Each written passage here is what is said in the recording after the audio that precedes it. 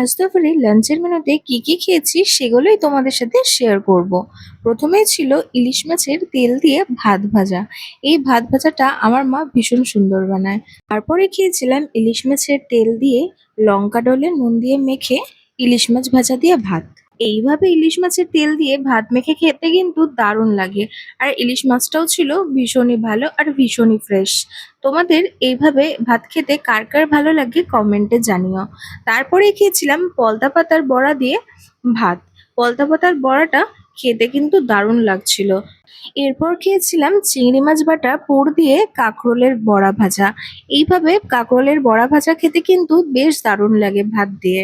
তারপর খেয়েছিলাম আমার ভীষণ পছন্দের সব রকমের ডাল সিদ্ধ করে সেটা শুকনো লঙ্কা আর পেঁয়াজ দিয়ে মেখে।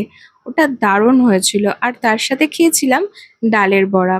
ওর খেয়েছিলাম পেঁয়াজ ভাজা শুকনো লঙ্কা দিয়ে আলু সিদ্ধ মাখা আর তার সাথে পুঁই শাকের পাতার বড়া। এটাও কিন্তু দারুণ একটা কম্বিনেশন। শেষে খেয়েছিলাম আলু বেগুন দিয়ে ডালের বড়ার তরকারি। এটা আমার মা দারুণ বানায়। এরকম আরো অনেক লাঞ্চের মেনু আর অন্যান্য ভিডিও দেখার জন্য লাইক কমেন্ট শেয়ার সাবস্ক্রাইব করে পাশে থাকবেন। Bye, thanks for watching.